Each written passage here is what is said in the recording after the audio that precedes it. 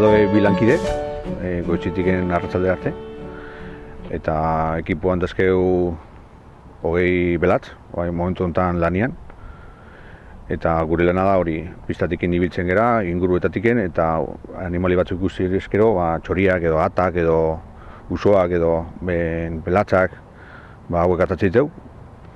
Eta indirektamente esaten da bezala, batzutan atake batzuk egiten dituzte, baina gure lana da hauek soltau.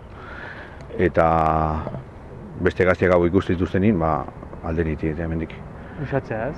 Usatu egiten dituzte, oso zaila da harrapatzea, batzutan harrapatzen ditu batzuk.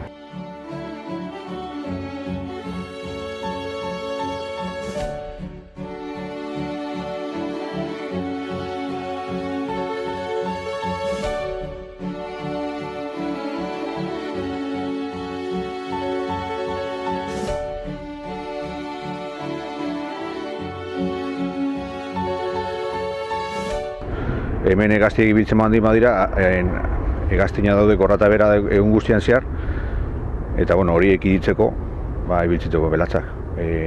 Azkenien arazoa da, turbina eta sartzen baldin badira hegaztiak, turbina batek miliona balio izaten du.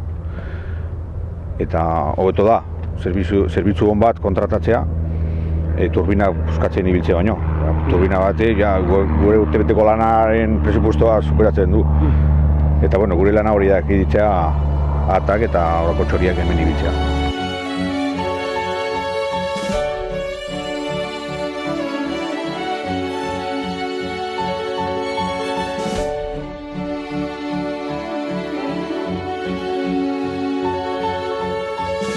Bilboko aireportua dago Txorierri deitzen da, ez dakit baiara moduko baten, eta Txorierri izenak esaten du Txorien herria.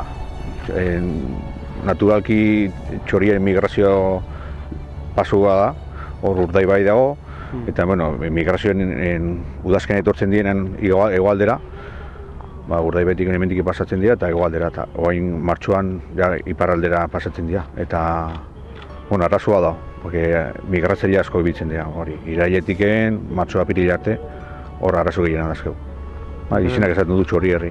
Hemen metalezko txoria gaiendu daitezela ez? Hori da.